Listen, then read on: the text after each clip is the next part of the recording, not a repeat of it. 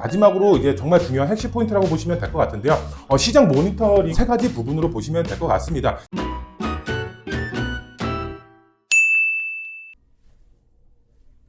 네, 안녕하십니까 시청자 여러분, 돈되는 부동산 한주환입니다. 네, 시청자분들 보유세 다들 납부를 하고 계시죠? 근데 이 보유세를 납부를 할 때 기준 금액이 있습니다. 어떤 기준 금액인가요? 바로 공시지가입니다. 공시지가에 맞춰서 보유세를 납부를 하게 되는데요. 이 공시지가 선정 금액 방식이 앞으로 변할 것으로 보여지고 있고, 그리고 이 보유세 안에서 종부세죠. 종부세 공제 금액도 변할 것으로 보여지고 있습니다. 강화가 되는 측면이 아니라 완화 측면으로 바뀔 것으로 보여지고 있기 때문에 완화가 어떻게 이루어지고 1주택자뿐만 아니라 다주택자 분들도 수혜를 받을 것으로 보여지고 있는데, 오늘 관련된 내용 상세하게 시청자분들에게 전달해 드리도록 하겠습니다. 네, 오늘 강의 주제를 보시면 첫 번째로 공시지가 시세 반영률 90%에서 바로 시장 변동률로 바뀔 것으로 보여지고 있습니다. 이 문재인 정부 때 현실화 방안으로 해서 공시지가 90%까지 끌어올린다라고 했는데, 이것을 윤 정부가 시장 변동률로 바뀌게끔 변화시킬 것 같은데요. 어떤 내용인지 알아보도록 하겠고요. 두 번째로 봤을 때 보유세죠. 이 보유세 안에서도 종부세 공제 금액이 상향될 것으로 보여지고 있고, 그 안에서도 중과가 폐지될 것으로 보여지고 있습니다. 다주택자 분들이 수혜를 볼 것으로 보여지고 있는데 한번 알아보도록 하겠고요. 마지막으로 첫 번째, 두 번째 핵심 포인트 어떻게 짚어야 되는지 제가 마지막으로 설명을 해드리도록 하겠습니다. 네, 첫 번째로 봤을 때 이 공시지가죠. 공시지가 시세 반영률 90%까지 끌어올린다라고 했었습니다. 문재인 정부 시절에요. 그래서 이제 법 개정까지 이루어져서 시장에 많은 파장이 일어났다라고 보시면 될 것 같습니다. 이게 법이 아직까지 그대로 유지가 되고 있는 겁니다. 그런데 이 윤석열 정부가 이 90%까지 끌어올리면은 세금을 납부하는 납세자 분들이죠. 정말 과도하게 세금을 납부할 수밖에 없게 변하는 것이기 때문에 이 부담을 덜어드리기 위해서 어떻게 시장 변동률로 바꾼다라고 보시면 될 것 같은데요. 이 법안이 지금 발의가 됐다, 이렇게 이제 보시면 될 것 같습니다. 뒷 내용에서 상세적으로 이제 또 설명을 드릴 예정인데요. 우선 시세 반영률 90%까지 끌어올리는 내용이 어떤 내용인지 제가 간략하게 설명을 해드리면은 보시면은 이제 부동산 공시가격이죠. 89년도에 처음 도입이 됐습니다. 토지나 주택 아니면 단독 공동주택에 대해서 이 공시가격을 공시하는 제도로서 현재 이제 조세나 복지 등의 67개 제도에서 현재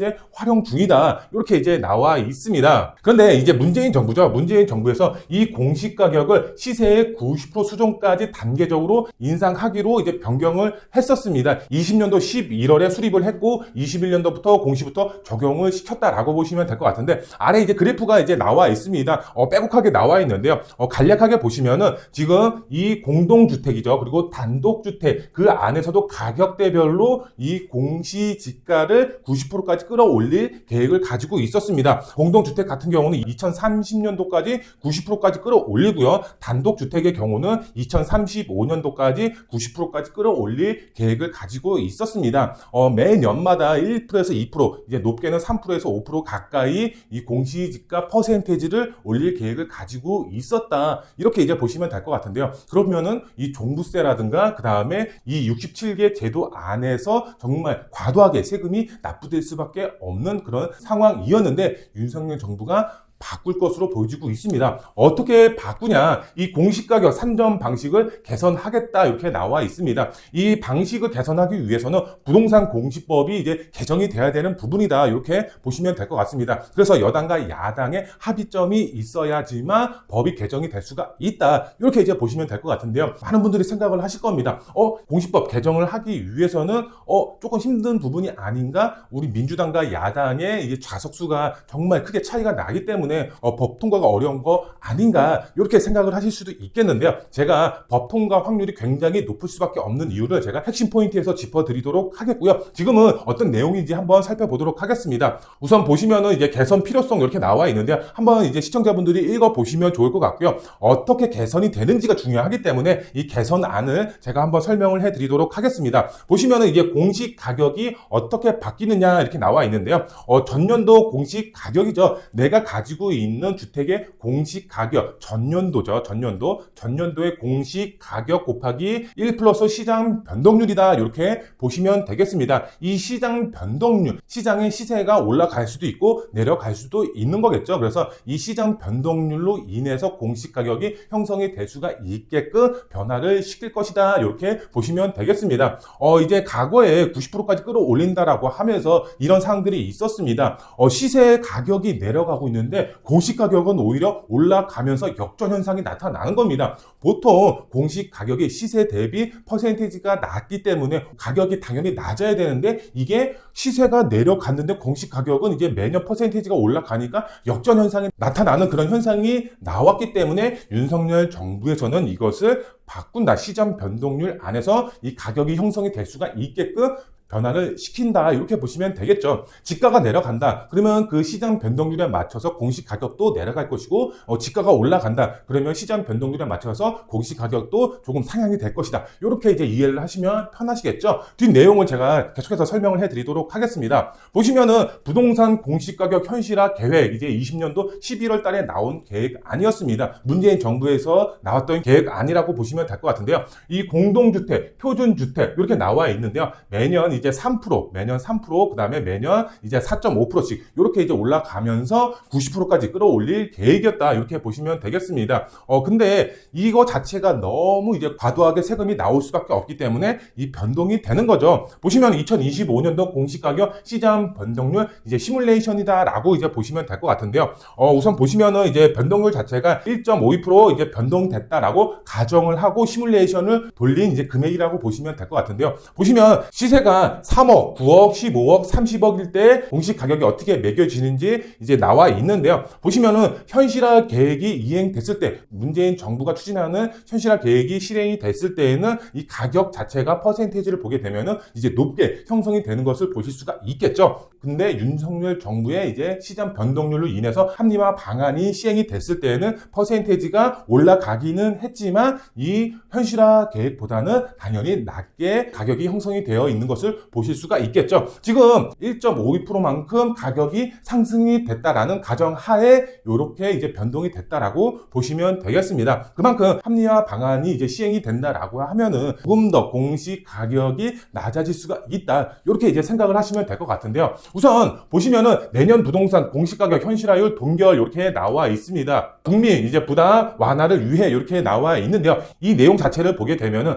요거 자체 이 합리화 방안이 이제 시행이 되기 위해서는 법이 개정이 돼야 되겠죠. 근데 당장 법이 개정이 될 수는 없겠죠. 이제 순차적으로 이제 가야 되기 때문에 그 다음에 여야 합의점도 이제 찾아야 되고요. 그래서 윤석열 정부가 공시 가격이자 공시 가격 자체를 동결시킨다라고 이제 보시면 될 것 같은데요. 부동산 공시 가격 현실화 계획 대수립 방안 심의 의결, 그 다음에 기존 현실화 계획은 전면 재검토 하반기 중 이제 개편안 발표하겠다 이렇게 나와 있고 이 개편안이 지금 제가 설명을 드리고 있는 부분이다라고 보시면 될 것 같고 이 공시 가격 자체는 어떻게 된다? 동결이 된다. 이렇게 이제 보시면 되겠습니다. 올라가지 않습니다. 동결을 시키는 겁니다. 보시면은 이제 그래프가 조금 나와 있죠. 내년 공시가격 현실화율 올해 수준 동결 이렇게 나와 있는데요. 아파트, 단독주택, 토지 이렇게 나와 있습니다. 지금 보시면은 문재인 정부가 매년 3%씩 공시가격을 인상을 시킨다라고 했었죠. 그렇죠? 근데 이것을 윤석열 정부가 동결을 시킨 거다. 이렇게 보시면 될 것 같은데요. 아파트 같은 경우는 지금 69% 정도 형성이 되어 있는 겁니다. 그런데 3%씩 계속 이제 상승이 된다라고 했을 때는 75.6%까지 상승이 돼야 되는데 이것을 동결을 시켰죠. 그래서 69%로 계속 유지가 되는 거고요.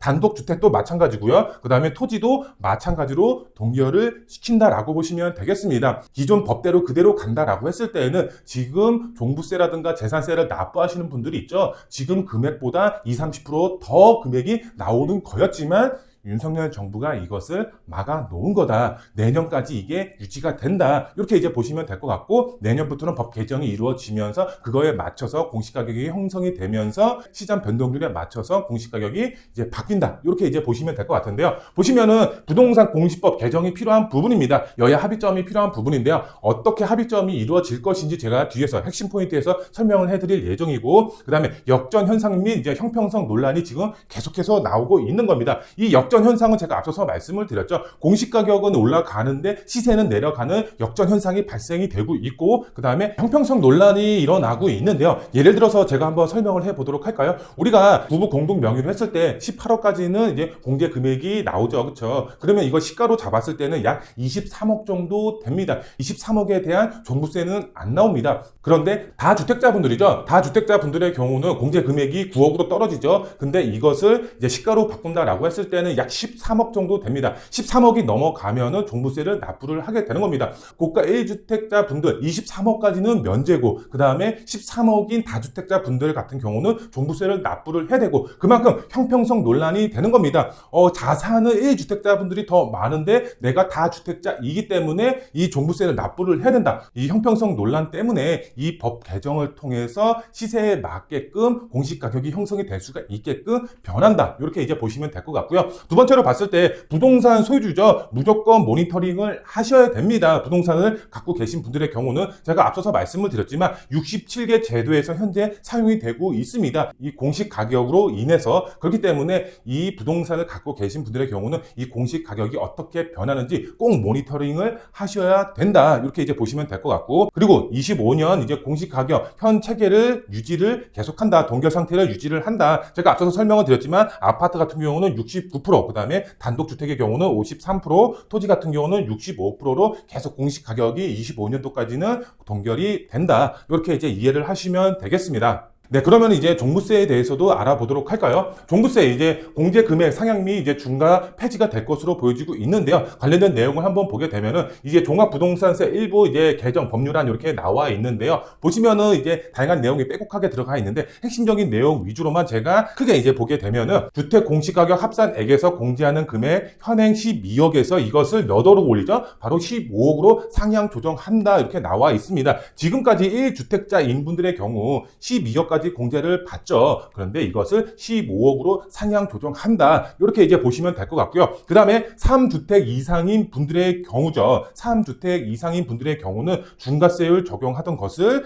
폐지한다. 이렇게 나와 있습니다. 우리가 3주택 이상 넘어간다. 근데 12억 초과가 되고 있다. 그러면은 중과 적용을 받습니다. 퍼센테이지가 틀려집니다. 그렇기 때문에 이 세금적으로 봤을 때 주택이 많은 분들의 경우는 과도한 세금을 납부를 하고 있었다. 이렇게 이제 보시면 되겠는데요. 이것을 폐지한다. 이렇게 이제 보시면 되겠습니다. 그렇기 때문에 이 1주택자인 분들이나 다주택자인 분들이나 동일한 세율을 이제 적용하게끔 변경을 한다. 이렇게 이제 보시면 될 것 같은데요. 제가 세부적으로 설명을 해드리도록 하겠습니다. 종부세 이제 현행을 보시게 되면은 지금 1주택자인 분들의 같은 경우는 12억까지는 공제가 되는 거죠. 근데 이것을 몇 억? 바로 15억이죠. 15억까지 이제 변경을 시킨다. 이렇게 이제 보시면 될 것 같고요. 그 다음에 3주택 이상 보유를 하고 계신 분들의 경우 지금 중과세가 적용이 됩니다. 그런데 이 중과가 다 적용이 되는 것이 아닙니다. 3주택 이상 가졌으니까 너희 다 중과야. 이게 아니라 어떻게 과표 기준으로 봤을 때 12억 초과가 되고 있는 분들에 한해서 중과 적용이 되고 있는 겁니다. 그런데 형평성 논란이 일고 있는 겁니다. 누구는 중과가 되고 1주택자인 분들은 중과 적용을 안 하고 100억 이상인 분들 주택도 소유하신 분들이 있는데 이 자산으로 따진다라고 했을 때는 정말 큰 자산을 가지고 있는데 나는 다 주택자이니까 중과가 적용이 되고 1주택자인 분들은 자산이 더 큰데도 중과 적용이 안 되고 형평성에 어긋나는 거죠. 그렇기 때문에 똑같이 중과 폐지를 하게끔 변화시킨다. 동일한 세율을 적용한다. 1주택자인 분들이나 아니면 다주택자인 분들이나 이렇게 보시면 될 것 같고요. 그래서 이 주택수에서 따라 이제 차등 적용하던 것을 주택수가 아닌 그냥 일반 세율로 적용하게끔 변화시킨다. 이렇게 이해를 하시면 되겠습니다. 네, 이제 화면을 보시면 이제 세율표가 나와 있는데요. 2주택자 이하이신 분들, 그 다음에 3주택자 이상인 분들, 이렇게 이제 보시면 될 것 같은데요. 2주택자 이하인 분들의 경우는 이제 세율 자체가 동일하죠. 근데 3주택 이상인 분들의 경우는 세율 자체가 딱 보시면은 12억 이상이 넘어가면은 세율표가 조금 더 높게 형성이 되는 거죠. 중과가 적용이 됐을 때 이렇게 이제 적용이 된다라고 보시면 될 것 같고, 이제 법인도 이제 마찬가지다라고 보시면 될 것 같은데, 법인 같은 경우는 세율표가 조금 더 높다. 이렇게 이제 이해를 하시면 될 것 같은데요. 근데 여기서 헷갈리는 부분을 제가 체크를 해드리도록 하겠습니다. 3주택 이상인 분들 12억 초과일 때 이제 세율표를 보시게 되면은 중과가 적용이 되는 거다. 이렇게 이제 보시면 되겠습니다. 1억부터 12억까지는 일반 세율이 적용이 되는 거다. 이렇게 보시면 될 것 같은데요. 지금 보시면은 12억까지 12억까지 보시게 되면은 2주택 이하이신 분들과 그다음 3주택 이상인 분들의 세율 자체가 동일한 것을 보실 수가 있죠. 그런데 12억이 넘어갔을 때의 일반 세율과 그 다음에 중과 세율이 틀린 것을 보실 수가 있겠죠. 그렇기 때문에 12억 초과가 됐을 때는 지금 중과가 적용이 된다. 근데 중과 적용을 지금 없앤다. 이렇게 이제 이해를 하시면 될 것 같고, 그 다음에 다음 내용을 한번 보도록 하겠습니다. 여기 보시면은 공제금액 빼고 가표가 적용이 된다. 이렇게 이해를 하셔야 됩니다. 우리가 공제금액이라고 하면은 1주택자죠. 1주택자 인분들의 경우는 현 기준으로 봤을 때 12억까지는 공제가 되고 있습니다. 근데 내가 1주택을 갖고 있는데 12억이 아니라 뭐 예를 들어서 공시 금액이 13억이다. 그러면은 우리가 12억이죠. 12억을 빼는 겁니다. 12억을 빼면은 얼마가 남죠? 바로 1억이죠. 1억이 남습니다. 1억에 대한 금액만 지금 종부세로 나온다. 이렇게 생각을 하셔야 됩니다. 그런데 많은 분들이 이것을 몰라가지고 나는 금액 자체가 높기 때문에 종부세 정말 많이 내는 거 아니야? 이렇게 생각하시는 분들이 상당히 많기 때문에 제가 요 헷갈리는 부분을 체크를 해드린 거다. 이렇게 이제 이해를 하시면 되겠습니다. 네, 그리고 이제 마지막으로 핵심 포인트 제가 정리해 드리면서 마무리를 해 드리도록 하겠습니다. 보시면은 이제 뉴스 기사가 나와 있는데요. 뉴스 기사를 보시게 되면은, 보시면은 이제 민주당 대표죠. 이제 의견의 20년 묵은 종부세 개편 논의 급물살 탄압 이렇게 나와 있습니다. 보시면은 이제 불필요한 갈등과 저항 만들어 점검할 필요가 있다. 이렇게 나와 있고요. 주택수에 따른 중과세 부과 개편 1순위 세율 일어나 유력하다. 이렇게 나와 있습니다. 과세 형편 논란 이렇게 또 나와 있고요. 그 다음에 1주택자 종부세 폐지는 실현 가능성 낮다 이렇게 나와 있는데 1주택자 분들 종부세를 폐지를 해야 된다 이렇게 이슈가 됐었던 적이 있습니다. 근데 이것은 힘들고 이제 과세 형평성 논란이 있기 때문에 1주택자인 분들이나 아니면 다주택자인 분들이나 이제 동일하게 세율을 적용하는 방안으로 이제 유력하게 검토를 하고 있다 이렇게 이제 나와 있습니다. 민주당 대표가 이렇게 얘기를 한 겁니다. 여야 합의점을 지금 찾고 있는 겁니다. 그렇기 때문에 지금 제가 오늘 설명을 드린 내용 자체가 법 개정이 이루어질 수 있는 확률이 굉장히 높을 것으로 보여지고 있습니다. 그렇게 되면 어떻게 되느냐 제가 설명을 해드리면은 우선 종부세 부부 공동명의일 때는 그만큼 인별 과세이기 때문에 9억 18억까지는 이제 공제 금액이 이제 굉장히 높아진다라고 보시면 될 것 같은데 이 사항은 변동이 없습니다. 개편안이 발표가 되면은 이 부분도 이제 올라가는 거 아니냐 이렇게 이제 질문하시는 분들이 상당히 많이 있는데요.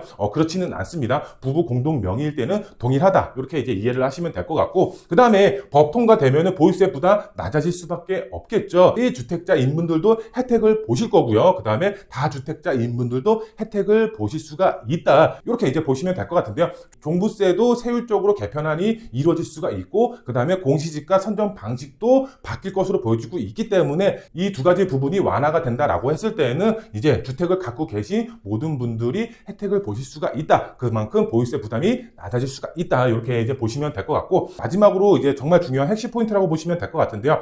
시장 모니터링을 정말 잘 하셔야 될 것 같다라고 보시면 될 것 같은데 세 가지 부분으로 보시면 될 것 같습니다. 시장 모니터링을 하실 때 이 대출 규제죠. 대출 규제로 인해서 지금 시장 상황을 보게 되면은 지금 주택 사면 안 되나? 대출이 막혔네? 이렇게 이제 생각을 하시는 분들도 분명히 있을 겁니다. 그 다음에 세금적으로 이제 완화가 될 것으로 보여지고 있죠. 보유세 부분에서. 그 다음에 금리가 인하될 것으로 또 보여지고 있습니다. 어떻게 시장이 반영이 되는지 우리는 모니터링을 꾸준히 계속 하셔야 된다라고 보시면 될 것 같은데 그런데 우리가 봤을 때 이 세 가지 완화 방안이 발표가 돼서 시행이 된다라고 했을 때는 시장 안에 여파가 있겠죠. 어떤 여파가 있을까요? 대출 규제는 지금 아파트 집값을 잡기 위해서 그랬습니다. 공급 측면에서 정말 부족해질 수밖에 없기 때문에 너도 나도 아파트 가격 올라가겠네 생각하면서 아파트의 수요 자체가 굉장히 올라갔습니다. 수요가 올라가니까 당연히 공급은 한정적이고 가격이 상승이 될 수밖에 없는 거겠죠. 그래서 정부에서도 이 대출 규제로 인해서 아파트 집값을 잡기 위해서 지금 대출 규제를 내놓은 거죠. 세금적인 완화를 본다라고 했을 때는 지금 보유세 부분에서 완화를 하려고 하고 있다. 그 다음에 금리 인하가 이제 예정이 되어 있죠. 금리 인하가 된다라고 했을 때는 그만큼 수요죠. 투자 수요든 실수요자든 이제 두 가지 측면으로 본다라고 하더라도 수요가 늘어날 수밖에 없겠죠. 그리고 이제 시장 상황이 어떻게 흘러가느냐. 아파트 공급 부족합니다. 공급을 해야 되는 그런 상황이다라고 보시면 되겠죠. 그리고 우리 세금 완화가 된다라고 했을 때 보유세가 완화된다라고 했을 때는 그만큼 부담이 덜어지기 때문에 투자 수요가 증가가 될 수밖에 없겠죠. 그 다음에 금리 인하가 되고 수요가 많아지면 가격 자체는 상승이 될 수밖에 없는 거겠죠. 지금 시장 상황은 앞으로 이렇게 흘러갈 것으로 보여지고 있고요. 그 다음에 우리는 어떻게 움직여야 되느냐, 이게 이제 가장 중요하겠죠. 공급이 부족합니다. 공급이 부족하면은 어떻게 해야 되겠죠? 공급을 해야 되겠죠. 그쵸? 공급을 하기 위해서는 정비 사업이 필수입니다. 서울 안에 나대지 없습니다. 새로운 땅이 없습니다. 기존 건물을 부시고 다시 건물을 지어야 됩니다. 다시 건물을 짓기 위해서는 어떻게 해야 돼? 재개발이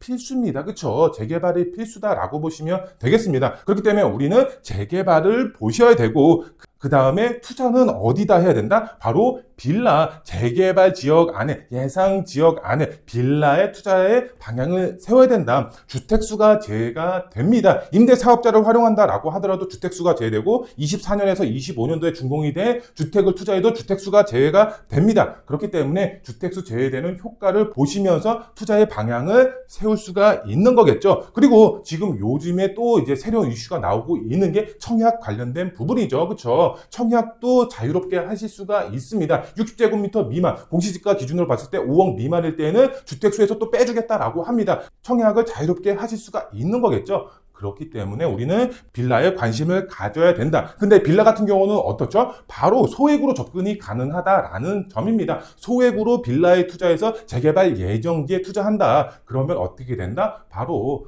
아파트 한 채 받을 수가 있는 겁니다. 왜? 시장 자체의 공급이 부족하기 때문에 정부나 서울시는 지금 공급에 목숨을 걸고 있습니다. 그리고 이제 빌라 자체의 시장 상황을 활성화시키기 위해서 빌라 자체의 규제 완화를 계속적으로 하고 있는 겁니다. 근데 아파트는 규제를 하고 있는 겁니다. 아파트에 투자를 하는 시기가 아니라 우리는 빌라에 투자를 해야 되는 그런 시기다라고 보시면 될 것 같은데, 근데 이런 말들을 합니다.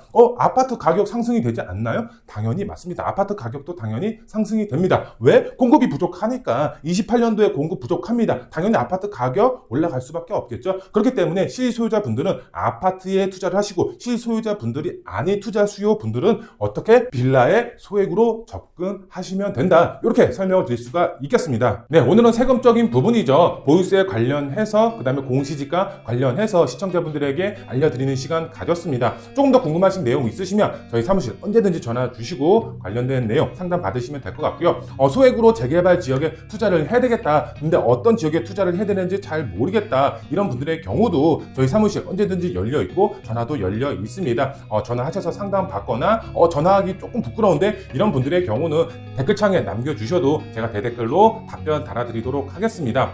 네, 오늘 영상 여기서 마무리해드리고 다음 영상에 더 알찬 정보로 찾아뵙도록 하겠습니다. 감사합니다.